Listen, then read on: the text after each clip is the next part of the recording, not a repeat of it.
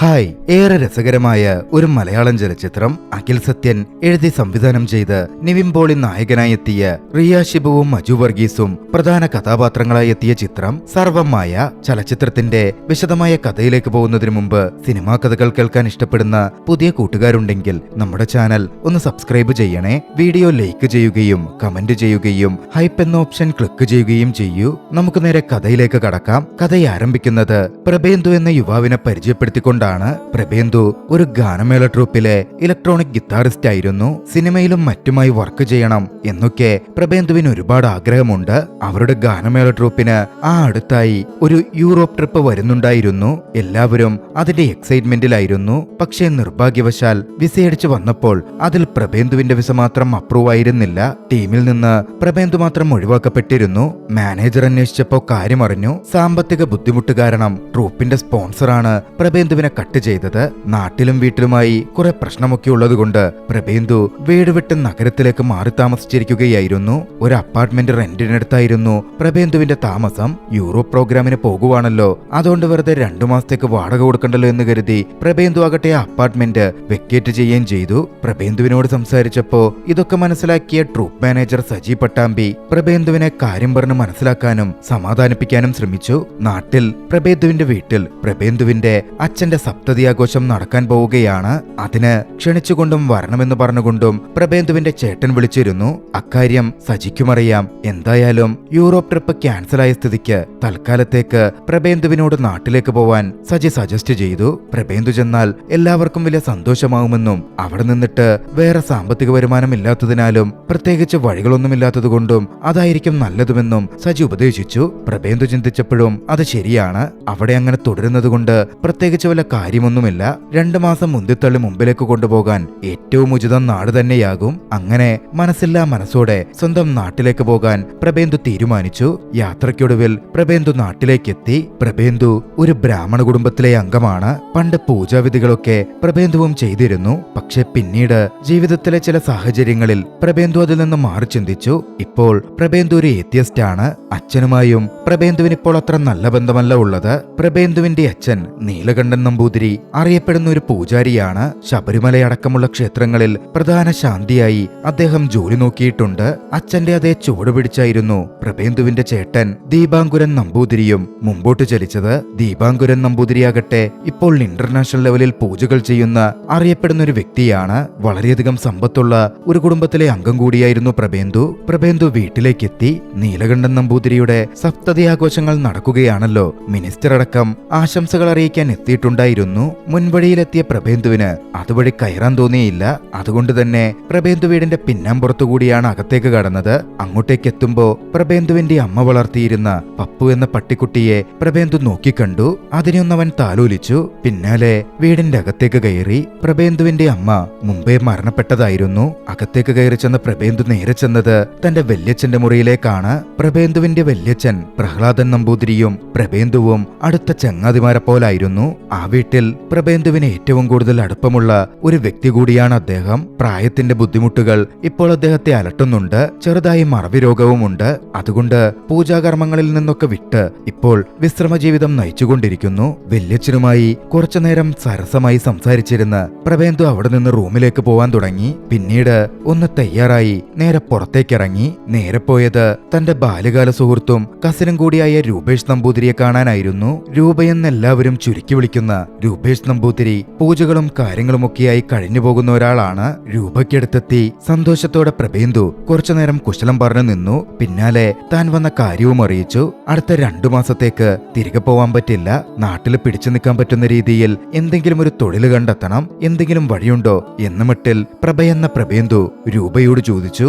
രൂപയാണെങ്കിൽ ആ സമയത്ത് തന്റെ പരികർമ്മിയായി കൂടെയുള്ള ശ്രീകുട്ടനെ കൊണ്ട് പൊറുതിമുട്ടിയിരിക്കുകയായിരുന്നു. പുതിയൊരു അസിസ്റ്റന്റിനെ എങ്ങനെയെങ്കിലും സംഘടിപ്പിക്കണം എന്ന രൂപയ്ക്കുണ്ടായിരുന്നു. തന്റെ കൂടെ പരികർമ്മിയായി കൂടിക്കോളാൻ രൂപ പ്രഭയോട് പറഞ്ഞു. പക്ഷേ നിരീശ്വരവാദിയായ പ്രഭയ്ക്ക് അതിന് പറ്റില്ലെന്നൊക്കെ പറഞ്ഞ് പ്രഭ ഒഴിഞ്ഞുമാറാൻ നോക്കി. ഒടുവില് സാഹചര്യങ്ങളും മറ്റു കാര്യങ്ങളുമൊക്കെ പറഞ്ഞ് മനസ്സിലാക്കി ഏറ്റവും നല്ലത് അതാണെന്ന് പ്രഭയെക്കൊണ്ട് തന്നെ തീരുമാനമെടുപ്പിച്ച് ഒടുവിൽ ആ ജോലി ഏറ്റെടുക്കാൻ പ്രഭയെ രൂപേഷ് നിർബന്ധിതനാക്കി. മനസ്സെല്ലാം മനസ്സോടെയാണെങ്കിലും രൂപേഷിന്റെ പരികർമ്മി സ്ഥാനം പ്രഭ ഏറ്റെടുക്കുകയും ചെയ്തു. കാര്യം പ്രഭേന്ദു ഒരു നിരീശ്വരവാദിയാണെങ്കിലും അതിനു മുമ്പുള്ള കാലയളവിൽ ഒടുവിൽ പൂജാകർമ്മങ്ങളുടെ രീതികളും മന്ത്രങ്ങളുമൊക്കെ പ്രഭേന്ദു പഠിച്ചിരുന്നു. ഒരു പ്രായം വരെ പൂജാകർമ്മങ്ങൾ പ്രഭേന്ദു ചെയ്തിരുന്നതുമാണ്. അതിനുശേഷമാണ് എല്ലാത്തിൽ നിന്നും മാറി സഞ്ചരിക്കാൻ പ്രഭേന്ദു തുടങ്ങിയതും തന്റെ പാഷനായ ഗിറ്റാർ വഴി മ്യൂസിക് ഫീൽഡിലേക്ക് കടന്ന് അതിൽ മുന്നേറാനുള്ള ശ്രമങ്ങൾ ആരംഭിച്ചതും. ആസ്പയറിംഗ് ഗിറ്റാറിസ്റ്റ് ആയതുകൊണ്ട് തന്നെ അത്യാവശ്യം കഴിവുള്ള പ്രഭേന്ദുവിനെ തേടിയും അവസരങ്ങൾ വന്നെത്താറുണ്ടായിരുന്നു. പ്രത്യേകിച്ചും സിനിമയിലെ BGMഉം മ്യൂസിക്കുമായി ബന്ധപ്പെട്ട കാര്യങ്ങൾ വായിക്കുവാനൊക്കെ ചെറിയ കണക്ഷൻസും പ്രഭേന്ദുവിനുണ്ട്. പക്ഷെ സ്ഥിരമായി അവിടെയും ജോലിയൊന്നും കിട്ടാറില്ല. അതുകൊണ്ടൊക്കെ കൂടിയായിരുന്നു രൂപേഷ് പരികർമ്മി സ്ഥാനം ഓഫർ ചെയ്തപ്പോ പ്രഭേന്ദു അത് സ്വീകരിച്ചതും. പ്രഭേന്ദുവും അച്ഛനും തമ്മിൽ ചില പ്രശ്നങ്ങളുണ്ടെന്ന് പറഞ്ഞല്ലോ. അതിലൊരു പ്രധാന കാര്യം പ്രഭേന്ദു ഇങ്ങനെ നിരീശ്വരവാദിയായി പൂജാകർമ്മങ്ങളൊന്നും ചെയ്യാതെ അമ്പലത്തിൽ പോലും കയറാതെ ഇങ്ങനെ നടക്കുന്നതൊക്കെയായിരുന്നു. എന്തായാലും വൈകാതെ പരികർമ്മിയായി പ്രഭേന്ദുവിന്റെ ജോലി ആരംഭിച്ചു. ചെറുതാണെങ്കിലും പ്രതിഫലങ്ങൾ പ്രഭേന്ദുവിന് കിട്ടാൻ തുടങ്ങി. അങ്ങനെ നാളുകൾ കടന്നുപോയിക്കൊണ്ടിരുന്നു.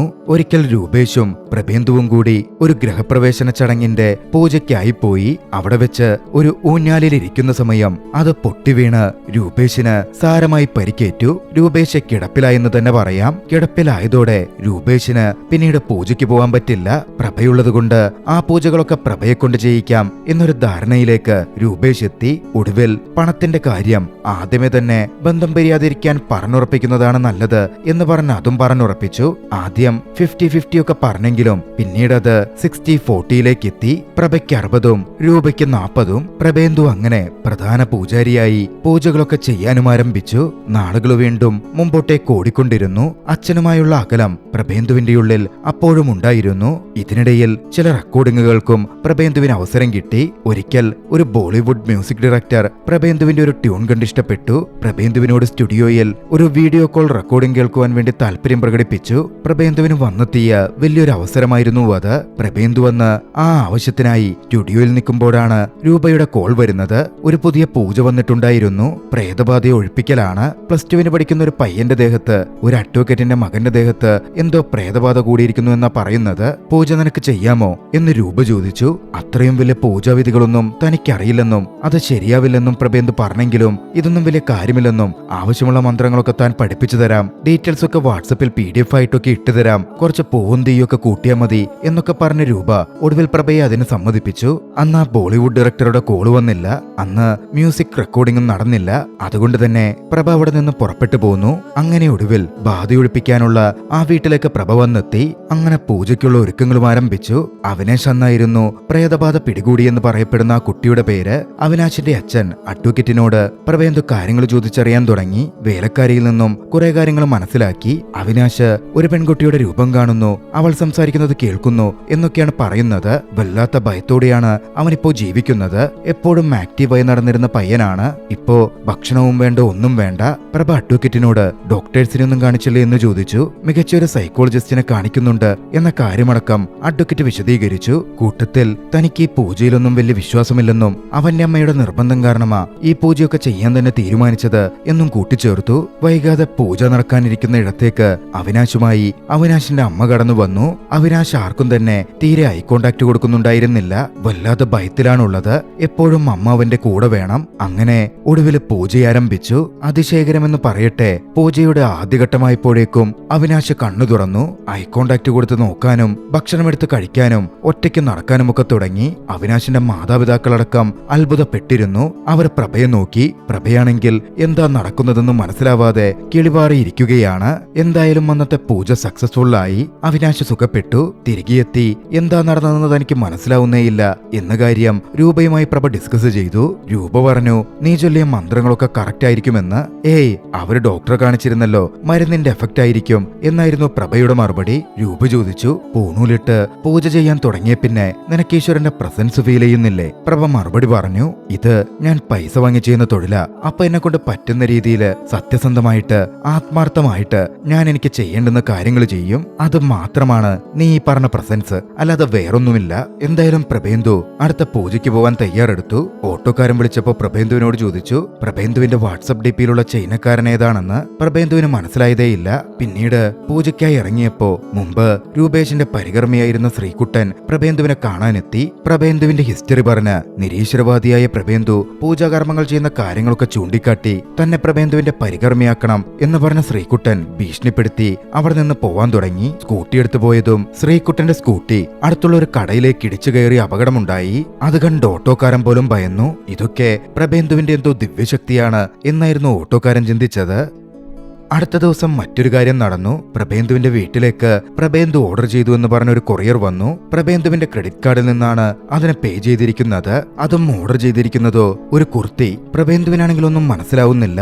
പ്രഭേന്ദുവിന്റെ ഫോണിൽ പരിചയമില്ലാത്ത കുറെ ആപ്പ് ഇൻസ്റ്റാൾ ആയിരിക്കുന്നു. ക്രെഡിറ്റ് കാർഡ് ഉപയോഗിച്ച് പേ ആയിരിക്കുന്നു. കുർത്തി ഓർഡർ ചെയ്തിരിക്കുന്നു. വല്ല ചൈനീസ് ആപ്പ് ആയിരിക്കും. എന്തെങ്കിലും പ്രശ്നമായിരിക്കും എന്ന് കരുതി പ്രഭേന്ദു അതൊക്കെ ഒഴിവാക്കി അന്ന് രാത്രി ഫോണും സ്വിച്ച് ഓഫ് ചെയ്ത് കിടന്നു. രാത്രി ഒന്നുറക്കം ഞെട്ടിയപ്പോ തന്റെ മുമ്പിൽ അതാ ഒരു പെൺകുട്ടി ഫോൺ നോക്കിക്കൊണ്ടിരിക്കുന്നു. പ്രഭേന്ദുവിനെ കണ്ടതും ആ പെൺകുട്ടി ഹായൊക്കെ കാണിച്ചു. പ്രഭേന്ദു ഒന്ന് ശരിക്കും ഞെട്ടി. പിന്നാലെ ഞാൻ പിന്നെ വരാമെന്ന് പറഞ്ഞ് ആ പെൺകുട്ടിയാകട്ടെ കൺമുമ്പിൽ നിന്നും മാഞ്ഞു പോവുകയും ചെയ്തു. പേടിച്ചു പോയ പ്രഭേന്ദു തന്റെ പുതപ്പമെടുത്ത് വല്യച്ഛന്റെ റൂമിലേക്ക് ഓടി. അന്ന് അവിടെ കിടന്നുറങ്ങി. അടുത്ത ദിവസം ഉണർന്ന പ്രഭേന്ദു താൻ കണ്ടതുപോലെ സ്വപ്നമായിരിക്കും എന്ന് കരുതി വല്യച്ഛനോട് അതിനെപ്പറ്റി വിശദീകരിച്ചു പറഞ്ഞു. തിരികെ പ്രഭേന്ദു റൂമിലേക്ക് ചെല്ലുമ്പോ അതാ ഇന്നലെ രാത്രി താൻ കണ്ട അതേ പെൺകുട്ടി റൂമിൽ തന്റെ ഫോൺ നോക്കിയിരിക്കുന്നു. പെൺകുട്ടിയുടെ സംസാരത്തിൽ നിന്ന് അതാരാണെന്ന് വ്യക്തമായി. പാലക്കാട് ഒരു വക്കീലിന്റെ മകൻ അവിനാശിന്റെ പ്രേതബാധ ഒഴിപ്പിക്കാൻ പ്രഭേന്ദു പോയിരുന്നല്ലോ. അന്ന് അവിടെ ഉണ്ടായിരുന്ന ആ പ്രേതമായിരുന്നു അത്. മറ്റു പ്രേതങ്ങളെ പോലെ പേടിപ്പിക്കുന്ന രീതിയോ ഒന്നും തന്നെ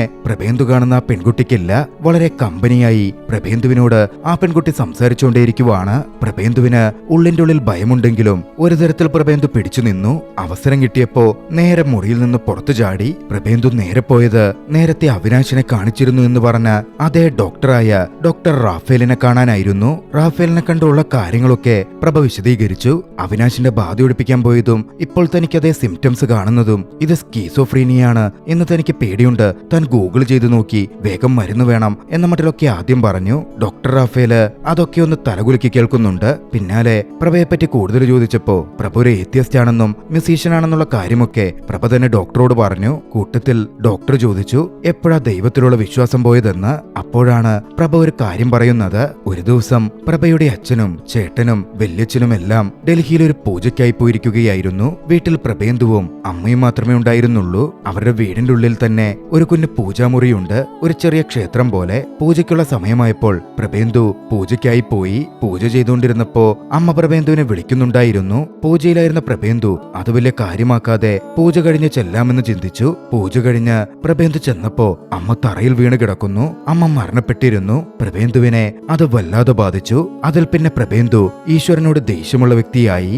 നിരീശ്വരവാദിയായി. തന്റെ പ്രശ്നമിതാ, തനിക്കൊരു ഡീപ് ട്രോമയുണ്ട്, നമുക്കാദ്യം ഇത് ശരിയാക്കാം എന്നായി ഡോക്ടർ റാഫേൽ. ഇതും അതും തമ്മിൽ ബന്ധമില്ല എന്ന് പ്രഭ പറഞ്ഞെങ്കിലും ബന്ധമില്ലെങ്കിലും കുഴപ്പമില്ല, നമുക്കാദ്യം ഇത് ശരിയാക്കാം എന്നായിരുന്നു റാഫേലിന്റെ മറുപടി. അപ്പൊ ആ പെൺകുട്ടി ഇനിയും വന്നാലോ എന്ന് ചോദിച്ചപ്പോ വന്നോട്ടെ, വന്ന പോലെ പോവുകയും ചെയ്തോളും, തനിക്ക് നന്നായി ഉറങ്ങാനുള്ള ഒരു മരുന്ന് ഞാൻ തരാം, നല്ല ഉറക്കത്തേക്കാൾ മികച്ച വേറെ മരുന്നൊന്നും തൽക്കാലമില്ല എന്ന് റാഫേൽ കൂട്ടിച്ചേർത്തു. താൻ ഓക്കെ ആണെന്നും പറഞ്ഞു. പ്രഭ തിരികെ വീട്ടിലെത്തി. രാത്രിയിൽ മുറിയെല്ലാം ഒന്നുകൂടി പരിശോധിച്ച് മരുന്നും കഴിച്ചു കിടന്നു. രാത്രിയിൽ ഒന്നുറക്കം ഞെട്ടിയപ്പോൾ അതാ അതേ പെൺകുട്ടി ഫോണിരുന്ന് നോക്കിക്കൊണ്ടിരിക്കുന്നു. പ്രഭേന്ദു ആ പെൺകുട്ടിക്ക് അടുത്തെത്തി. വളരെ കാഷ്വലായി ഫ്രണ്ട്ലിയായി ആ പെൺകുട്ടി പ്രഭേന്ദുവിനോട് സംസാരിക്കാൻ ശ്രമിക്കുന്നുണ്ട്. താൻ ഓർഡർ ചെയ്ത കുർത്തയുടെ കളർ മാറിപ്പോയെന്നും താനത് റിട്ടേൺ ചെയ്തിട്ടുണ്ട്, നാളെ ഒന്ന് കൊടുത്തേക്കണേ എന്നൊക്കെയാണ് ആ പെൺകുട്ടി പറയുന്നത്. കൂട്ടത്തിൽ ദൂരെയുള്ള ഫ്ലഷ് വർക്ക് ചെയ്യിപ്പിച്ചും ലൈറ്റ് ഓൺ ആക്കാൻ ശ്രമിച്ചും തന്റെ കുറച്ച് മാന്ത്രിക ശക്തിയൊക്കെ ആ പെൺകുട്ടി കാണിച്ചു കൊടുക്കുന്നുമുണ്ട്. ഒടുവില് ധൈര്യം സംഭരിച്ച് മുറിവാക്കുകളിൽ താൻ ആരായെന്ന്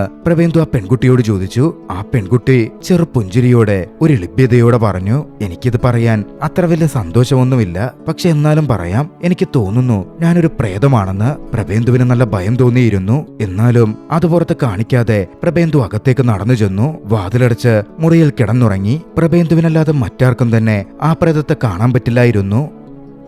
അടുത്ത ദിവസം തന്നെ പ്രഭ രൂപേഷിനെ വിളിച്ചു വരുത്തി. രൂപേഷിനെ കൊണ്ട് പൂജ ചെയ്യിപ്പിച്ച് ബാധ ഒഴിപ്പിക്കാനായിരുന്നു പ്രഭയുടെ പദ്ധതി. രൂപേഷ് ആകട്ടെ വലിയ രീതിയിൽ പൂജയൊക്കെ നടത്തി ബാധ ഒഴിഞ്ഞുപോയി എന്ന മട്ടിൽ നല്ല രീതിയിൽ തള്ളുകയും ചെയ്തു. ഇതൊക്കെ നടക്കുമ്പോ പ്രഭയ്ക്ക് പിന്നിലായി ആ പെൺകുട്ടി, ആ പ്രേതം അതേപോലെ ഉണ്ടായിരുന്നു. രൂപ പോയി കഴിഞ്ഞ് പ്രഭ തിരിഞ്ഞതും മുമ്പിലതാ പ്രേതം നിൽക്കുന്നു. ഭയന്ന് പ്രഭ പുറത്തേക്കോടാൻ നോക്കിയെങ്കിലും പ്രേതം വാതിലടച്ചു. പ്രഭ കൈകുപ്പി ഭയന്നുകൊണ്ട് തിരിഞ്ഞു. ദേഷ്യപ്പെട്ട് പ്രേതം ചോദിക്കാൻ തുടങ്ങി, എന്നെ കണ്ടിങ്ങനെ പേടിച്ചോടാനാണെങ്കിൽ അതിന് മാത്രമേ നേരം കാണൂ. നിങ്ങൾക്ക് ഞാൻ എന്തെങ്കിലും ബുദ്ധിമുട്ടുണ്ടാക്കിയിട്ടുണ്ടോ? ഇല്ലെന്ന് പേടിയോടെ പ്രഭ പറഞ്ഞു. സംസാരത്തിനിടയിൽ ഞാനെന്തിനാ തന്റെ കൂടെ ഇങ്ങനെ ബ്ലൂടൂത്ത് കണക്ട് ചെയ്ത പോലെ നടക്കുന്നതെന്ന് എനിക്ക് മനസ്സിലാവുന്നില്ലെന്നും എനിക്കതെന്തുമാത്രം ബുദ്ധിമുട്ടുണ്ടാക്കുന്നെന്ന് അറിയാമോ എന്നും പ്രേതം ചോദിച്ചു. കർത്താവിനോർത്ത് ഇനി എന്നെ കണ്ടിങ്ങനെ പേടിക്കരുത് എന്നുകൂടി പ്രേതം പറഞ്ഞപ്പോ ആ പ്രേതം ഒരു ക്രിസ്ത്യാനിയാണ് എന്ന മട്ടിൽ പ്രഭ തിരിച്ചറിഞ്ഞു. പ്രേതവും അത് സമ്മതിച്ചു. അതോടെ കുരിശൊക്കെ വെച്ച് ഒഴിപ്പിക്കാൻ പറ്റിയാലോ പ്രേതത്തെ എന്ന മട്ടിൽ പ്രഭ ചിന്തിക്കാൻ തുടങ്ങി. കുരിശു വാങ്ങാൻ പ്രഭ അടുത്തുള്ളൊരു സ്റ്റോറിൽ പോയി. അവിടെ എത്തിയപ്പോ അതാ അവിടെയും അതേ പ്രേതം വന്നിരിക്കുന്നു. ആ കുരിശും മറ്റും തന്നെ ഒരു തരത്തിലും ബാധിക്കുന്നില്ലെന്നും താൻ എന്താണെന്നോ താൻ ആരാണെന്നോ പോലും തനിക്കറിയില്ലെന്നും തന്നെപ്പറ്റി ഒരു ഡീറ്റെയിൽ പോലും തനിക്ക് ഓർമ്മയില്ലെന്നും തിരിച്ചു മനുഷ്യനാവാൻ പറ്റുമോ അതോ പ്രേതമായി നിൽക്കോ എന്നൊന്നും തനിക്ക് അറിയാനേ പറ്റുന്നില്ലെന്നും ഉപദ്രവിക്കരുത് എന്ന മട്ടിലും ഗതികെട്ട് പ്രേതം പ്രഭയോട് പറഞ്ഞുകൊണ്ടിരുന്നു. അപ്പോഴാണ് പ്രഭയ്ക്ക് സ്റ്റുഡിയോയിൽ നിന്ന് കോൾ വരുന്നത്. അന്ന് രാത്രി പ്രഭേന്ദുവിന്റെ മ്യൂസിക് കേട്ട് ഇംപ്രസായ ബോംബെയിലുള്ള മ്യൂസിക് ഡയറക്ടർ വിരാജ് ത്രിവാദി വീഡിയോ കോളിൽ വരുന്നുണ്ട്. പ്രഭേന്ദുവിന്റെ മ്യൂസിക് ടെസ്റ്റ് ചെയ്യുന്നതിന് വേണ്ടി വൈകിട്ട് പ്രഭേന്ദുവിനോട് സ്റ്റുഡിയോയിൽ വരണം അതും പറഞ്ഞുകൊണ്ടായിരുന്നു സുഹൃത്ത് വിളിച്ചത്. അങ്ങനെ പ്രഭേന്ദു അങ്ങോട്ടേക്ക് പുറപ്പെട്ടു. പ്രേതവും പ്രഭേന്ദുവിന്റെ കൂടെ തന്നെയുണ്ട്. ഒടുവിൽ സ്റ്റുഡിയോയിൽ മ്യൂസിക് റിഹേഴ്സൽ ആരംഭിച്ചു. മ്യൂസിക് ഡയറക്ടർ ഒരു ട്യൂൺ പാടി കേൾപ്പിച്ചു. അതിന് ചേർന്ന് ഒരു ഗിത്താർ ഗ്രൂവ് വായിക്കാൻ ആവശ്യപ്പെട്ടു. 2-3 തവണ പ്രഭേന്ദു ട്രൈ ചെയ്തിട്ടും ഒന്നും അങ്ങ് ഓക്കെ ആവുന്നുണ്ടായിരുന്നില്ല. മ്യൂസിക് ഡയറക്ടറിന് അതിലൊന്നും തൃപ്തി കിട്ടുന്നില്ല. അപ്പോഴാണ് പ്രേതം അങ്ങോട്ടേക്ക് വന്നത്. മ്യൂസിക് ഡയറക്ടർ പ്രഭേന്ദുവിനെ കൊണ്ട് സാധിക്കില്ലെന്നും മറ്റാരെയെങ്കിലും നോക്കാം എന്ന് പറഞ്ഞതിന് പിന്നാലെ പ്രേതം പ്രഭേന്ദുവിനോട് പറഞ്ഞു. മ്യൂസിക് ഡയറക്ടർ പറഞ്ഞ ആ മെലഡി മാത്രം ഫോളോ ചെയ്യ്, എങ്ങനെയത് വായിക്കണമെന്ന് അവൾ പാടി കേൾപ്പിച്ചു കൊടുക്കുകയും ചെയ്തു. പ്രഭേന്ദു ഒരു ചാൻസ് എടുക്കാൻ തീരുമാനിച്ചു. സുഹൃത്തായ ഫൈസലിനോട് പറഞ്ഞ് അവസാനമായ ഒരു ട്രാക്ക് അതും പ്രേതം പറഞ്ഞു കൊടുത്തത്. പ്രഭേന്ദു അത് പ്ലേ ചെയ്യിപ്പിച്ചു. മ്യൂസിക് ഡയറക്ടറിനാണെങ്കിൽ അതിഷ്ടപ്പെട്ടു.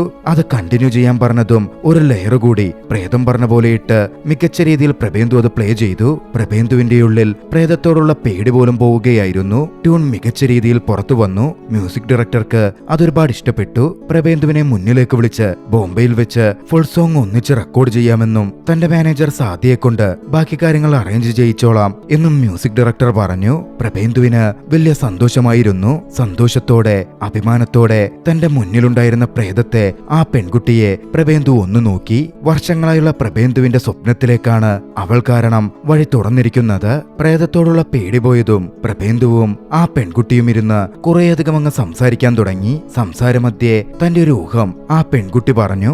നേരത്തെ താൻ കണക്റ്റായിരുന്ന അവിനാശിനും ഗിറ്റാറിലും മ്യൂസിക്കിലും താല്പര്യമുണ്ടായിരുന്നു. തനിക്കും മ്യൂസിക്കും ഗിറ്റാർ കോഡും ഒക്കെ വശമുണ്ട്. പ്രഭേന്ദുവും ഒരു ഗിറ്റാറിസ്റ്റ് ആണ്. ചിലപ്പോൾ അതായിരിക്കും നമ്മളെ കണക്ട് ചെയ്യുന്നത്. സംശയത്തോടെ പ്രഭേന്ദു അതായിരിക്കാമെന്ന് പറഞ്ഞു. സംസാരമധ്യേ അവളുടെ വായിൽ നിന്ന് തന്നെ ഡിലേലു എന്ന വാക്ക് വീണു. പ്രഭേന്ദു ആകട്ടെ ഡിലേലു എന്നത് അവളുടെ പേരാണെന്ന രീതിയിൽ അവളെ അഭിസംബോധന ചെയ്തു വിളിച്ചു. ആദ്യം അത് ചെറിയൊരു സരസമായ ഒരു നിമിഷമുണ്ടാക്കിയെങ്കിലും പിന്നീട് അത് കൊള്ളാലോ എന്ന് പറഞ്ഞ് അവളെ അങ്ങനെ തന്നെ വിളിക്കാൻ വേണ്ടി പ്രഭ തീരുമാനിച്ചു. അവൾക്കും അത് ഓക്കെ ആയിരുന്നു. പിന്നീട് അങ്ങോട്ടേക്ക് പ്രഭ അവളെ ഡിലേലു എന്നാണ് വിളിച്ചത്. അവൾ ഒരു ഡില്യൂഷനാണ് എന്ന അർത്ഥത്തിൽ തന്നെ. പിന്നീട് അവരുടെ സംസാരം തുടർന്നു പോയി. അവളങ്ങനെ ഡ്രസ് ഓർഡർ ചെയ്യരുതെന്നും കുറച്ച് ടൈറ്റ് ആണെന്നും ഒക്കെ പ്രഭ പറഞ്ഞു. അപ്പോഴാണ് തനിക്കിഷ്ടപ്പെട്ട വസ്ത്രങ്ങളും തന്റെ ഹോബിയും ഹാബിറ്റുമൊക്കെ തനിക്ക് ഓർമ്മയുണ്ടെന്നും പക്ഷെ തനിക്കിഷ്ടപ്പെട്ട വൈറ്റിലെ ലാവണ്ടർ പൂക്കളുള്ള തന്റെ ഫേവറേറ്റ് കുർത്തി മാത്രം തനിക്ക് ഓർത്തെടുത്ത് ധരിക്കാൻ പറ്റുന്നില്ലെന്നും അത് കണ്ടാ ധരിക്കാൻ പറ്റുമോ എന്ന് ചിന്തിച്ച താൻ അത് ഓർഡർ ചെയ്യുന്നത് എന്നും അവൾ പറഞ്ഞു. പിന്നാലെ ഒരു കാര്യം കൂടി കൂട്ടിച്ചേർത്തു. ഞാൻ മരിക്കുന്നതിന് മുമ്പ് ആരോ ഒരു യെസ് പറഞ്ഞു. ഞാൻ മരിക്കണമെന്ന് ആഗ്രഹിക്കുന്ന പോലെ. ആരാത് പറഞ്ഞത്, എന്താ എനിക്ക് സംഭവിച്ചത് എന്നൊന്നും എനിക്ക് വ്യക്തമല്ല. കൂട്ടത്തിൽ ഡിലൂലുവിൽ നിന്ന് ഒരു കാര്യം കൂടി പ്രഭ മനസ്സിലാക്കി. ശ്രീകുട്ടിന്റെ വണ്ടി അന്ന് പ്രഭയെ ഭീഷണിപ്പെടുത്തി പോയ ശേഷം അപകടത്തിൽപ്പെട്ടല്ലോ. അത് ചെയ്തതുപോലും ഡിലൂലുവായിരുന്നു. പിന്നീട് അങ്ങോട്ടേക്ക് അവർ അടുത്ത സുഹൃത്തുക്കളായി മാറി. പ്രഭേന്ദുവും ഡിലൂലുവും ചേർന്നുകൊണ്ട് ഡിലൂലു ആരാണ് എന്ന് കണ്ടെത്താനുള്ള ശ്രമങ്ങൾ ആരംഭിച്ചു. അവരുടെ സൗഹൃദവും കൂട്ടത്തിൽ വളർന്നു വന്നു. നാളുകൾ മുമ്പോട്ടേക്ക് പോയെങ്കിലും ഡിലൂലു ആരാണ് എന്നത് മാത്രം കണ്ടെത്താൻ അവർക്ക് പറ്റുന്നേയുണ്ടായിരുന്നില്ല. ഒരിക്കൽ അച്ഛനും പ്രഭയും തമ്മിൽ അത്ര അടുപ്പത്തിലല്ല എന്നത് മനസ്സിലാക്കി ഡിലൂലു അതിനെപ്പറ്റി പ്രഭയോട് ചോദിച്ചു. പ്രഭ പറഞ്ഞു, അമ്മ മരിച്ച ദിവസം അമ്മ വളർത്തിക്കൊണ്ടിരുന്ന അമ്മയുടെ ഏറ്റവും പ്രിയപ്പെട്ട പപ്പു ഭയങ്കരമായി കുരയ്ക്കാൻ തുടങ്ങിയിരുന്നു. അമ്മയായിരുന്നു അവന്റെ ഏറ്റവും ഫേവറേറ്റ്. അവസാനം അമ്മയെ അവസാനമായി ഒന്ന് കാണിക്കുവാൻ ഞാൻ അവനെയും എടുത്ത് അമ്മയുടെ അടുത്തേക്ക് വന്നു. അച്ഛൻ അത് കണ്ട് എല്ലാവരുടെയും മുമ്പിൽ വെച്ച് വലിയ രീതിയിൽ ഒച്ചയുണ്ടാക്കി. അച്ഛൻ അന്ന് തൊട്ടേ മൃഗങ്ങളെയൊന്നും തീരെ ഇഷ്ടമല്ല. ഞാൻ പപ്പുവിനെയും കൊണ്ട് പുറത്തിറങ്ങി നിന്നു. ചടങ്ങുകളൊക്കെ തീരുന്നവരെ അവിടെ തന്നെ നിന്നു. എനിക്കും പപ്പുവിനും അവസാനമായി അമ്മയുടെ അടുത്ത് ചിലവിടാനുള്ള സമയവും അവസരവുമാണ് അച്ഛനന്നില്ലാതെ ഇല്ലാതാക്കിയത്. അതിനുശേഷം ഞങ്ങൾ മിണ്ടാതായി. പിന്നെ ഞാൻ പൂണൂല് കൂടി ഉപേക്ഷിച്ചപ്പോ അതൊന്നുകൂടി വലുതായി. എല്ലാം കേട്ട് കഴിഞ്ഞപ്പോ ഡിലൂല് പറഞ്ഞു, നോക്ക് പ്രഭേ, ഒരാളുമായി പിണങ്ങിയ പിന്നെ അതിങ്ങനെ മെയിൻറ്റെയിൻ ചെയ്യാൻ തന്നെ വലിയ കഷ്ടപ്പാടാ. ഈ ജീവിതം തന്നെ വളരെ ചെറുതല്ലേ. ഇപ്പൊ അച്ഛന് പപ്പുവായി പ്രശ്നമില്ല.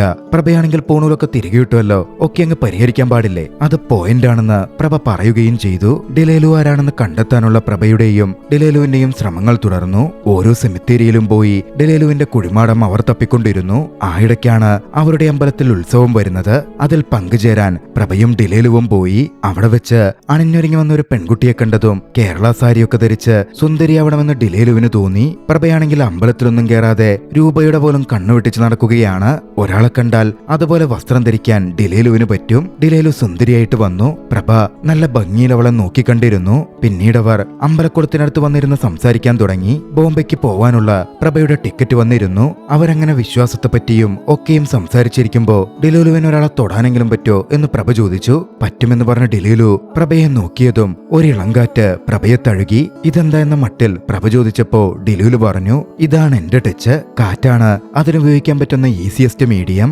പിന്നാലെ ഡിലേലുവിന്റെ ഫോട്ടോ എടുക്കാൻ പറ്റുമോ എന്ന് പ്രഭ ട്രൈ ചെയ്യാൻ തുടങ്ങി. പക്ഷെ അപ്പോഴാണ് ഒരു പ്രശ്നം പറ്റിയത്. ആ നാട്ടിൽ മയക്കുമരുന്ന് കച്ചവടവും മറ്റുമൊക്കെ ചെയ്യുന്ന കുറച്ച് പയ്യന്മാരുണ്ട്. അമ്പലക്കുളത്തിന്റെ മറുഭാഗത്താണ് എപ്പോഴും അവർ തമ്പടിക്കാറുള്ളത്. പ്രഭ അങ്ങനെ ക്യാമറ ഓണാക്കി ഡിലേലുവിനെ ഷൂട്ട് ചെയ്യാൻ ശ്രമിച്ചപ്പോ മറുവശത്തൊന്ന് നോക്കിയവർ അവരുടെ ബിസിനസ് പരിപാടി പ്രഭ ഷൂട്ട് ചെയ്യുന്ന പോലായിരുന്നു കരുതിയത്. മുമ്പ് രൂപയും പ്രഭയുമായി ഒരു പ്രശ്നമുണ്ടായപ്പോ അതിൽ നിന്ന് രൂപയെയും രക്ഷിച്ച് പ്രഭ ഒഴിഞ്ഞുമാറി ഓടിപ്പോന്നതാണ്. ഇപ്പോൾ പ്രഭ ഷൂട്ട് ചെയ്യുന്ന പോലെ കണ്ടതും അതിനെപ്പറ്റി ചോദ്യം ചെയ്യാൻ അവർ പ്രഭയ്ക്കടുത്തെത്തി. അവരെ പ്രഭയെ ഭീഷണിപ്പെടുത്താനും പ്രശ്നമുണ്ടാക്കാനും തുടങ്ങിയപ്പോ പ്രഭ ഒഴിഞ്ഞുമാറാൻ മാത്രമായിരുന്നു നോക്കിയത്. ഫോൺ വലിച്ചെറിഞ്ഞ് പൊട്ടിക്കാൻ വരെ അവരിൽ ഒരുത്തൻ ശ്രമിച്ചു. പക്ഷെ ഡിലേലു അത് തടഞ്ഞു. പ്രഭ ഫോണും എടുത്ത് പ്രശ്നമുണ്ടാക്കാതെ മാറിപ്പോരാൻ തുടങ്ങി. ഡിലേലു പ്രഭയോട് ദേഷ്യപ്പെട്ടു. എപ്പോഴും ഇങ്ങനെ എല്ലാത്തിനും പേടിച്ചോടാനാണോ പോകുന്നേ എന്ന മട്ടിലൊക്കെ പ്രഭയോട് ചോദിച്ചു. അപ്പോഴാണ് പ്രഭയെ ഇടിക്കുവാൻ വേണ്ടി വീണ്ടും അവർ വരുന്നത്. പ്രഭ ധൈര്യം സംഭരിച്ച് അവരെ തിരിച്ചടിക്കാൻ ആരംഭിച്ചു. ആ പയ്യന്മാരെ മുഴുവൻ പ്രഭ അടിച്ച് തറ പറ്റിച്ചു.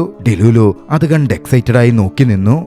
എന്തായാലും ആ സംഭവത്തിന് ശേഷം അധികം വൈകാതെ പ്രഭയും ഡിലൂലുവും ബോംബെക്കുള്ള വിമാനം കയറി. വിമാനത്തിൽ യാത്ര ചെയ്യുമ്പോഴാണ് ഡിലൂലുവിന്റെ അടുത്ത സൂത്രപ്പണി. ഡിലൂലു പ്രഭയുടെ തൊട്ടടുത്തിരുന്ന പെൺകുട്ടിയുടെ ശരീരത്തിൽ പ്രവേശിച്ച് പ്രഭയോട് സംസാരിക്കാൻ ആരംഭിച്ചു. വിമാനത്തിൽ സഞ്ചരിച്ചപ്പോൾ ഡിലൂലുവിന് ചില കാര്യങ്ങൾ ഓർമ്മ വന്നിരുന്നു. താൻ ബാംഗ്ലൂരിലായിരുന്നു പഠിച്ചിരുന്നതെന്നും കൊച്ചി എയർപോർട്ടിൽ നിന്ന് ബാംഗ്ലൂരിലേക്ക് പോയിരുന്നത് എന്നും അവൾ പ്രഭേന്ദുവിനോട് പറഞ്ഞു. വേറെന്തെങ്കിലും കാര്യങ്ങൾ ഓർമ്മയുണ്ടോ എന്ന് പ്രഭ ചോദിച്ചെങ്കിലും മറ്റൊന്നുമില്ലെന്നായിരുന്നു ഡിലൂലുവിന്റെ മറുപടി. ബോംബെയിലെത്തിയ ശേഷം പ്രഭ തന്റെ റെക്കോർഡിംഗ് ഒക്കെ അടിപൊളിയായി കംപ്ലീറ്റ് ചെയ്തു. അവിടെ വെച്ചാണ് മ്യൂസിക് ഡയറക്ടറുടെ മാനേജറായ സാദ്യ എന്ന പെൺകുട്ടിയെ പ്രഭ പരിചയപ്പെടുന്നത്. സാദ്യ ഒരു മലയാളി കൂടിയായിരുന്നു. സാദ്യയായിരുന്നു പ്രഭയുടെ മ്യൂസിക് വീഡിയോ കണ്ട് പ്രഭയെപ്പറ്റി ആ മ്യൂസിക് ഡയറക്ടറോട് പറഞ്ഞത്. അടുത്ത ദിവസം നാട്ടിലേക്ക് മടങ്ങാനുള്ള ടിക്കറ്റ് ബുക്ക് ചെയ്യുന്ന കാര്യം സാദ്യ പ്രഭയോട് സംസാരിച്ചു. പൂജയുള്ളതുകൊണ്ട് നേരത്തെ എത്തുന്ന തരത്തിലൊരു ടിക്കറ്റായിരുന്നു പ്രഭ ആവശ്യപ്പെട്ടത്. സാദ്യ രാവിലെ നാട്ടിലേക്ക് പോകുന്നുണ്ട്. അതുകൊണ്ട് തന്നെ അതേ ഫ്ലൈറ്റിൽ പ്രഭയ്ക്കും അവർ ടിക്കറ്റ് തരപ്പെടുത്തി.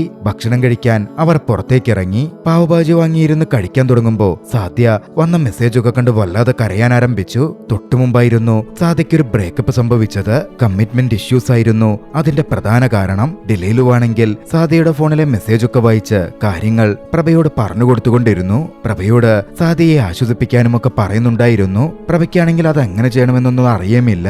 ഒടുവിലും മടിച്ചു ഡിലേലു കൊടുത്ത ധൈര്യത്തിന്റെ പുറത്ത് പ്രഭ ഒരൊറ്റ ശ്വാസത്തിൽ പറഞ്ഞു, സാദ്യ ബണ്ണും ചാറും കഴിക്കുന്നില്ലേ? പൗഭാജിയെ ബണ്ണും ചാറും എന്നവൻ പറഞ്ഞത് കേട്ട് ആ വിഷമത്തിനിടയിലും സാദ്യ ഒന്ന് ചിരിച്ചുപോയി. അത് അവരുടെ ഉള്ളിലെ സൗഹൃദം വളർത്തി. പിന്നീടുള്ള യാത്രയിൽ തന്റെ പ്രണയബന്ധത്തെപ്പറ്റിയും ആ ബ്രേക്കപ്പിനെ പറ്റിയുമൊക്കെ സാദ്യ അവരോട് വിശദീകരിച്ചു പറഞ്ഞു. സാദ്യയുടെ ഈ ബ്രേക്കപ്പ് സ്റ്റോറിയും ഒക്കെ കേട്ടപ്പോഴാണ് ഡിലൂലുവിന് താനാരെയോ പ്രണയിച്ചിരുന്നു എന്ന കാര്യം ഓർമ്മ വരുന്നത്. അക്കാര്യം തിരികെയുള്ള ഫ്ലൈറ്റിന്റെ സമയത്ത് അവൾ പ്രഭയോട് ഷെയർ ചെയ്തു. അതാരാണെന്ന് ഓർമ്മയുണ്ടോ എന്ന് ചോദിച്ചപ്പോ ഇല്ലെന്നായിരുന്നു അവളുടെ മറുപടി. സാദ്യപ്പോൾ മറ്റൊരിടത്തായിരുന്നു ഇരുന്നിരുന്നത്. വേക്കൻറ്റ് സീറ്റ് ഉണ്ടായിരുന്നതുകൊണ്ട് സാദ്യ പ്രഭയുടെ സീറ്റ് അപ്ഗ്രേഡ് ചെയ്തു. അങ്ങനെ സാദ്യക്കടുത്തേക്ക് ഡിലൂലുവിന്റെ അനുവാദത്തോടെ പ്രഭ ചെന്നു. അവർ കളിച്ചു ചിരിച്ച് സംസാരിച്ചൊക്കെ യാത്ര തിരിച്ചു. ഡിലൂലു അതൊക്കെ നോക്കിക്കാണുന്നുണ്ട്. നാട്ടിലെത്തി പ്രഭേന്ദു പൂജയും മറ്റുമായി മുമ്പോട്ട് പോവാൻ തുടങ്ങി. ഫ്ലൈറ്റിൽ വെച്ച് സാദ്യയും പ്രഭേന്ദുവും നല്ല അടുപ്പത്തിലായിരുന്നല്ലോ. അതുകൊണ്ട് തന്നെ അധികം വൈകാതെ വരാനിരിക്കുന്ന തന്റെ കസിന്റെ വിവാഹ പാർട്ടിയിലേക്ക്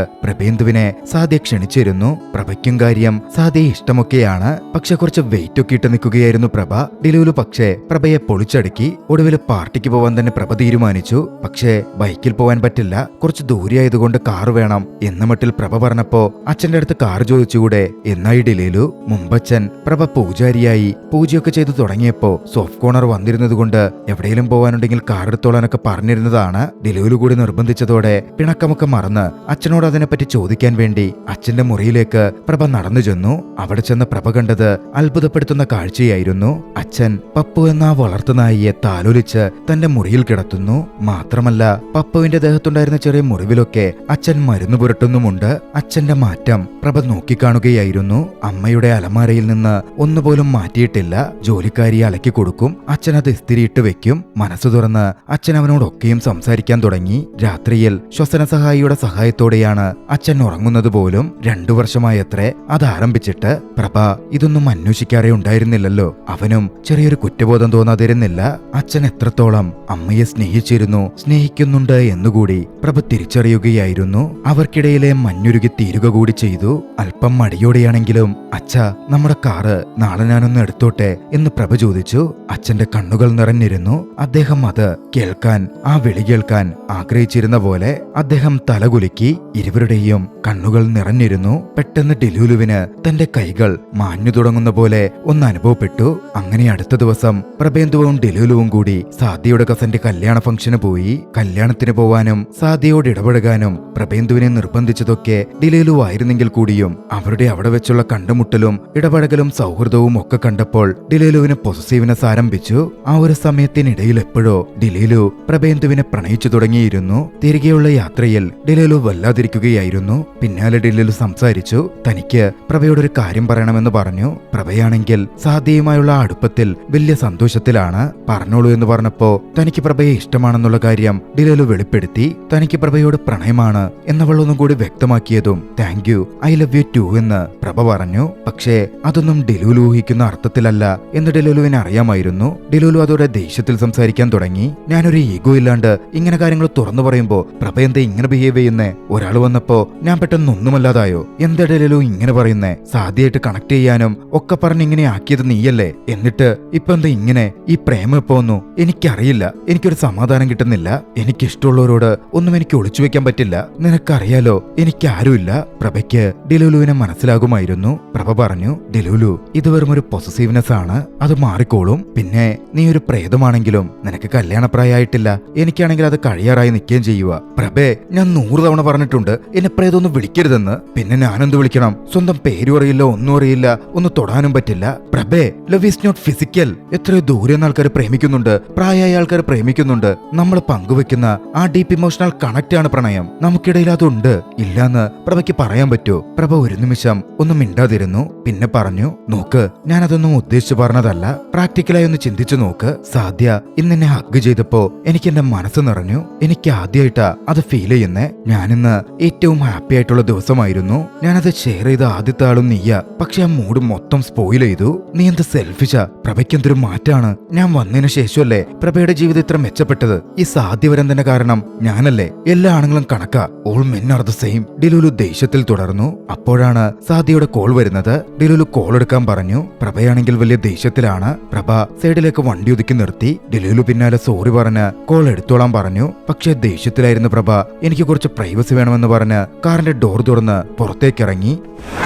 പുറകോട്ട് നോക്കാതെയായിരുന്നു പ്രഭ വാതിൽ തുറന്നത്. ഒരു വണ്ടി പ്രഭയെ ഇടിക്കേണ്ടതുപോലുമായിരുന്നു. അയാൾ വെട്ടിച്ചു മാറ്റി. പ്രഭയെ ചീത്ത വിളിച്ച് അവിടെ നിന്ന് വണ്ടിയെടുത്തുകൊണ്ട് പോയി. പ്രഭ നോക്കുമ്പോ ഡിലൂലു തന്റെ പുറകിൽ വന്ന് നിൽക്കുന്നു. ഡിലൂലുവിന്റെ മുഖത്ത് വല്ലാത്തൊരു സന്തോഷമുണ്ടായിരുന്നു. താനാരാണെന്ന് അവൾ മനസ്സിലാക്കിയിരിക്കുന്നു. ഡിലൂലു പ്രഭയെ കെട്ടിപ്പിടിച്ചു. ഡിലൂലു കരയുന്നുണ്ടായിരുന്നു. പ്രഭ അവളെ ചേർത്ത് സമാധാനിപ്പിക്കാൻ നോക്കിയതും ഡിലൂലുവിൽ നിന്ന് ഓർമ്മകൾ പ്രഭയിലേക്ക് പകർത്തപ്പെട്ടു. ഡിലൂലുവിന്റെ യഥാർത്ഥ പേര് മായ മാത്യു മാഞ്ഞൂരാൻ എന്നാണ്. ഇടുക്കിയിലെ കുട്ടിക്കാനത്ത് തന്റെ ചെറിയ കുടുംബത്തിനൊപ്പം ഏറെ സന്തോഷത്തോടെ ജീവിച്ചിരുന്ന ഒരു പെൺകുട്ടി. വീട്ടിൽ അച്ഛൻ, അമ്മ, ഒരനിയൻ, സന്തുഷ്ട കുടുംബം. മായക്ക് ബാംഗ്ലൂരിൽ പഠിക്കാൻ പോയപ്പോൾ കണ്ടിഷ്ടപ്പെട്ട ഒരു സീനിയർ ഉണ്ടായിരുന്നു. ആ കാര്യം തന്റെ കുടുംബത്തിന് മുമ്പിൽ പപ്പയുടെ സഹായത്തോടെ മായ അവതരിപ്പിച്ചു. അടുത്ത ദിവസം ആ സീനിയർ അവരുടെ ഫാമിലിയെ മീറ്റ് ചെയ്യാൻ വരാം എന്ന് പറഞ്ഞിട്ടുണ്ട്. അവിടെ വെച്ച് അയാളെ പ്രപ്പോസ് ചെയ്യുകയാണ് മായയുടെ ലക്ഷ്യം. തങ്ങൾ തമ്മിൽ ഒരു ഡീപ്പ് ഇമോഷണൽ കണക്ഷൻ ഉണ്ടെന്നും അവരെ തന്നെ ഇഷ്ടമാവാനാണ് സാധ്യത എന്നും അമ്മ ചോദിച്ചപ്പോ അവൾ എടുത്തു പറഞ്ഞു. അമ്മ ഒരു ഫോട്ടോ ചോദിച്ചപ്പോ അത് കാണിക്കാൻ അവൾ ഒരുക്കമായില്ല. മമ്മിക്ക് ബിഎഡ് ഇഷ്ടമല്ലല്ലോ, അവന് ബിഎഡ് ഉണ്ട്, പിന്നെ അവനൊരു ഹിന്ദുവാണ്, എന്നേക്കാളും കുറച്ച് പ്രായക്കൂടുതലുമുണ്ട് എന്നൊക്കെ മായ മമ്മിയോട് തുറന്നു പറഞ്ഞു. എന്തായാലും പപ്പയുടെ സപ്പോർട്ടും അനിയന്റെ സപ്പോർട്ടും കൂടിയായപ്പോ മമ്മിയും അതിന് സമ്മതിച്ചു. അടുത്ത ദിവസം മായയുടെ പ്രേമഭാജനത്തെ നേരിട്ട് കാണാൻ വേണ്ടി പോകാം, അനിയനും വരുന്നുണ്ടെന്ന് പറഞ്ഞെങ്കിലും മമ്മി സമ്മതിച്ചില്ല. അവനെ സ്കൂളിലേക്ക് പറഞ്ഞയച്ചു. അടുത്ത ദിവസം ഡിലൂലുവും അമ്മയും അച്ഛനും കൂടി അവിടെയുള്ള ഒരു കോഫി ഷോപ്പിന്റെ മുമ്പിലെത്തി വെയിറ്റ് ചെയ്യാൻ തുടങ്ങി. മായയുടെ സീനിയർ വരുന്നതും നോക്കി അവർ കാത്തിരുന്നു. പക്ഷെ സമയമായിട്ടും അയാൾ വരുന്നുണ്ടായിരുന്നില്ല. മെസ്സേജും വന്നു. മായ അസ്വസ്ഥയാവുന്നുണ്ടായിരുന്നു. അയാൾ വരുന്നില്ലല്ലേ? മായയുടെ അമ്മ ചോദിച്ചു. ഇല്ല, മമ്മിക്കിപ്പോ സന്തോഷമായില്ലേ എന്ന മട്ടിൽ ദേഷ്യത്തിലായിരുന്നു മായയുടെ മറുപടിയൊക്കെ. മായ വല്ലാതെ ഡിസ്റ്റർബ്ഡ് ആയിരുന്നു. മമ്മിയോരൊന്ന് പറഞ്ഞപ്പോ മമ്മിക്ക് എങ്ങനെയാ പരിചയമില്ലാത്ത ഒരാളെ ജഡ്ജ് ചെയ്യാൻ പറ്റുന്നേ എന്നൊക്കെ നിറകണ്ണുകളോടെ അവൾ ദേഷ്യപ്പെട്ട് ചോദിക്കുന്നുണ്ട്. പിന്നാലെ പപ്പയോടൊക്കെ അവൾ സോറി പറഞ്ഞു. അപ്പോഴാണ് ആ ഫ്രണ്ട് വിളിക്കുന്നത്. അവൻ കുറച്ച് കൺഫ്യൂസ്ഡ് ആണെന്നാ തോന്നുന്നേ, ഞാനൊന്ന് സംസാരിക്കട്ടെ എന്ന് പറഞ്ഞ് പിന്നിലേക്ക് നോക്കാതെ അവള് വേഗം കാറിന്റെ ഡോർ തുറന്നിറങ്ങി. ഞൊടിയിടയിലായിരുന്നു പാഞ്ഞു വന്ന ഒരു വാഹനം അവളെ ഇടിച്ചു തെറിപ്പിച്ചത്. മോളെയെന്ന് അവളുടെ പാരന്റ്സ് അലറി വിളിച്ചു പോയിരുന്നു. മായ ആശുപത്രിയിലേക്ക് മാറ്റപ്പെട്ടു. വൈകാതെ വിവരം മായയുടെ അനിയൻ പഠിക്കുന്ന അതേ സ്കൂളിലേക്കും എത്തി. ആ സ്കൂളിലായിരുന്നു ഹെഡ് ബോയായി ഡിലൂലു പ്രേതമായി ആദ്യം കൂടിയ അവിനാശും ഉണ്ടായിരുന്നത്. അവിനാശിന്റെ കൂടെയായിരുന്നു മായയുടെ അനിയനെ ആശുപത്രിയിലേക്ക് പ്രിൻസിപ്പൽ പറഞ്ഞുവിട്ടതും. മായയുടെ അനിയൻ അച്ഛനെ കണ്ടു. അച്ഛൻ വല്ലാത്ത വിഷമാവസ്ഥയിലായിരുന്നു. തന്റെ മകനെയും കൂട്ടി വെന്റിലേറ്റർ സഹായത്തിൽ കിടക്കുന്ന മായയുടെ അടുത്തേക്ക്, ഡിലൂലുവിന്റെ അടുത്തേക്ക് ആ അച്ഛൻ നടന്നു ചെന്നു. പിന്നാലെ തന്റെ മകനോട് പറഞ്ഞു, മോനെ, നിന്റെ ചേച്ചി ഏറ്റവും കൂടുതൽ സന്തോഷിച്ചത് ഈ ഫ്ലോറിന്റെ താഴെ നീ പിറന്നു വീണപ്പോഴാണ്. ഇപ്പോ അച്ഛന് മോന്റെ ഒരു സഹായം വേണം. ഡോക്ടർ പറഞ്ഞത് മോന്റെ ചേച്ചി പോയെന്നാണ്. അവൾക്ക് ബ്രെയിൻ ഡെത്ത് സംഭവിച്ചു. ഇപ്പോ ഈ മെഷീൻസിന്റെ സഹായത്തോടെയാണ് മോന്റെ ചേച്ചി ജീവിച്ചുകൊണ്ടിരിക്കുന്നത്. ഞാനൊരു യെസ് പറഞ്ഞാൽ അവർ ഈ മെഷീൻ സപ്പോർട്ട് മാറ്റും. പക്ഷേ മോനും കൂടി യെസ് പറയാതെ പപ്പ അതിന് സമ്മതിക്കില്ല. കണ്ണീരോടെ ഡിലൂലുവിന്റെ അനിയൻ ചോദിച്ചു, ഞാൻ യെസ് പറഞ്ഞാൽ ചേച്ചി ഹാപ്പി ആവുമോ? വേദനയോടെ അതെ എന്ന അച്ഛൻ തലകുലുക്കി. ഡിലൂലുവിന്റെ അനിയൻ ഡിലൂലുവിനെ നോക്കി യെസ് പറഞ്ഞു. താൻ ആരാണെന്നും മറ്റുമുള്ള കാര്യം പ്രഭയോട് പറഞ്ഞു കഴിഞ്ഞതും അന്തരീക്ഷത്തിലേക്ക് പ്രഭയുടെ പ്രിയപ്പെട്ട ഡിലൂലു മാഞ്ഞു മറഞ്ഞുപോയി. പക്ഷെ ഡിലൂലു അങ്ങനെ പോയതും പ്രഭയെന്തു വല്ലാതായി, വല്ലാതെ ഒറ്റപ്പെട്ടു. ഡിലൂലുവിനെ അവൻ ഒരുപാട് മിസ് ചെയ്യാൻ തുടങ്ങി. ഡിലൂലുവിന്റെ ഓർമ്മകൾ എപ്പോഴും അവനെ സങ്കടപ്പെടുത്തിക്കൊണ്ടിരുന്നു. ഒടുവിൽ ആശ്വാസത്തിനായി പ്രഭേന്ദു അമ്പലത്തിൽ വരെ എത്തി. അമ്പലത്തിലെ ശാന്തിയായിരുന്ന അവന്റെ അച്ഛൻ അത് കണ്ട് ഒരുപാട് സന്തോഷിക്കുന്നുണ്ട്. പിന്നീട് പ്രഭേന്ദു തന്റെ വല്യച്ഛന്റെ അടുക്കൽ എല്ലാ കാര്യങ്ങളും മനസ്സ് തുറന്ന് സംസാരിച്ചു. എല്ലാം കേട്ട ശേഷം വല്യച്ഛൻ പറഞ്ഞു, പ്രഭേന്ദു, ഒരുപക്ഷെ ഇതെല്ലാം നിന്റെ തോന്നലുകളാവാം, അല്ലെങ്കിൽ സത്യവുമാവാം. അവൾക്കിഷ്ടമുള്ള ആളെ ഇതുവരെ അവളുടെ അച്ഛനും അമ്മയും ഒന്നും കണ്ടിട്ടില്ല. ദുഃഖത്തിൽ നിന്നും മോചനം നേടിയാൽ മാത്രമേ ഒരു ആത്മാവിന് നിത്യശാന്തി ലഭിക്കൂ. പ്രഭേന്ദു കുറെ ആലോചിച്ചു. അടുത്ത ദിവസം തന്നെ കുട്ടിക്കാനത്തേക്ക് പുറപ്പെട്ടു. ഒടുവിൽ ഡിലൂലുവിന്റെ മായയുടെ വീട്ടിലേക്കും പ്രഭേന്ദു എത്തിച്ചേർന്നു. മായയുടെ അമ്മ പ്രഭേന്ദുവിനെ വെൽക്കം ചെയ്തു. താൻ മായയുടെ ഒരു സുഹൃത്താണ് എന്നായിരുന്നു പ്രഭേന്ദു ആദ്യം പരിചയപ്പെടുത്തിയത്. അവർ കുറച്ചുനേരം മായയെപ്പറ്റി സംസാരിച്ചിരുന്നു. മായ പോയ ശേഷം മായയുടെ പപ്പ വല്ലാതെ വർക്കഹോളിക്കായി. അനിയൻ ചാക്കോ ഫുൾ പഠിത്തത്തിൽ കോൺസെൻട്രേറ്റ് ചെയ്തു. ഇപ്പോ ക്ലാസ് ടോപ്പർ ആവാൻ പോകുന്നു. മായ പോയതായി അവരാരും അംഗീകരിച്ചിട്ടില്ല. അതുകൊണ്ട് അവളെ മിസ് ചെയ്യാറുമില്ല. കുറച്ചുനേരം അവരങ്ങനെ സംസാരിച്ചിരുന്ന ശേഷം പ്രഭേന്ദുവിന് കുടിക്കാൻ എന്തെങ്കിലും എടുക്കാമെന്ന് പറഞ്ഞ് മായയുടെ മമ്മി അവിടെ നിന്ന് എഴുന്നേറ്റ് പോയി. പ്രഭ അവിടെ ഉണ്ടായിരുന്ന മായയുടെ ഒരു ഫോട്ടോ കണ്ടു. അതിലേക്ക് നിറകണ്ണുകളോടെ നോക്കി നിൽക്കാൻ തുടങ്ങി. അങ്ങനെ നോക്കി നിൽക്കുന്ന പ്രഭയെ കണ്ടുകൊണ്ടായിരുന്നു മായയുടെ അമ്മ വന്നത്. മായ പണ്ട് പറഞ്ഞ കാര്യങ്ങൾ അവരുടെ ഓർമ്മകളിലേക്ക് എത്തി. അമ്മയ്ക്ക് താടിയുള്ളവരെ ഇഷ്ടമല്ലല്ലോ, അവന് താടിയുണ്ട്, പിന്നെ അവനൊരു ഹിന്ദുവാണ്, പിന്നെ എന്നെക്കാളും കുറച്ച് പ്രായമുണ്ട്, എല്ലാം പ്രഭേന്ദുവുമായി മാച്ച് ചെയ്യുന്നു. അങ്ങോട്ടേക്കെത്തിയ മായയുടെ അമ്മ ചോദിച്ചു, മായയ്ക്ക് ഇഷ്ടമുണ്ടായിരുന്നത് പ്രഭേന്ദുവിനെയാണോ? അതെന്ന് മറുപടി പറയാനായിരുന്നു പ്രഭേന്ദുവിന് തോന്നിയത്. അതും പറഞ്ഞ് പ്രഭേന്ദു ആ വീട്ടിൽ നിന്നും ഇറങ്ങി. അപ്പോൾ ചെറിയൊരു ഇളങ്കാറ്റ് വന്ന് പ്രഭേന്ദുവിനെ തഴുകി. മുമ്പ് ഡിലൂലു പറഞ്ഞിട്ടുണ്ട് തന്റെ സ്പർശനമാണതെന്ന്. അതോർത്തപ്പോൾ പ്രഭേന്ദുവിന്റെ മുഖത്ത് ഒരു പുഞ്ചിരി വന്നു. പ്രഭേന്ദു തന്റെ മ്യൂസിക് ഫീൽഡിൽ മുന്നേറിക്കൊണ്ടേയിരുന്നു. സാധ്യയും ഡിലൂലുവിന്റെ ഓർമ്മകളും പ്രഭേന്ദുവിന്റെ കൂടെ എപ്പോഴും ഉണ്ടെന്ന സൂചനയോടെ ചലച്ചിത്രം അവസാനിക്കുന്നു. രസകരമായ ഈ ഒരു ചലച്ചിത്രം നിങ്ങൾക്കിഷ്ടമായെങ്കിൽ വീഡിയോ ലൈക്ക് ചെയ്യുക. അഭിപ്രായങ്ങളും നിർദ്ദേശങ്ങളും കമന്റുകളിൽ രേഖപ്പെടുത്തുക. കഴിയുമെങ്കിൽ ചാനൽ സബ്സ്ക്രൈബ് ചെയ്തും കൂട്ടുകാർക്ക് ഷെയർ ചെയ്തു കൊടുത്തും ഞങ്ങളെ സപ്പോർട്ട് ചെയ്യുക. അടുത്ത എപ്പിസോഡിൽ മറ്റൊരു മികച്ച ചലച്ചിത്രവുമായി നമുക്ക് കണ്ടുമുട്ടാം. അതുവരെ ബൈ.